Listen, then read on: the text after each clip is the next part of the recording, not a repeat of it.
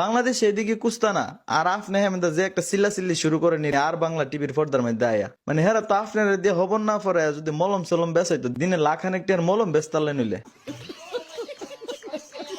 যদি বাংলাদেশের এই মুহূর্তে কোনো মৌলবাদী জবাব চায় বাংলা দেখেন, একদম চোখ বন্ধ করে নিন, চোখ বন্ধ করুন, একদম চোখ বন্ধ করুন। ওই দেন তার কথা কর লক্ষণ দেখেন মানে ভারতের মানুষের প্রতি তো বা ভারতের প্রতি তো আমরা কোনো বিদ্বেষ নাই, আমার পার্সোনাল বিদ্বেষ হইলো এই যে মূর্খ রঞ্জন ঘোষের প্রতি মানে কথার লক্ষণ দেখছেন নি। ভারতের কাছে আকুল আবেদন উনার একটু আপনার একটু আগরতলার সাইড দিয়ে বাংলাদেশে ঢুয়াই দেন না ব্রাহ্মণবাড়িয়ার দিকে, 2-3টা টেডা একখানো কইরা আমরা বাউনবাড়িয়া বেড়াতে পিছনে গুজ্জা দিল হইলে যাতে কথা না বাইর।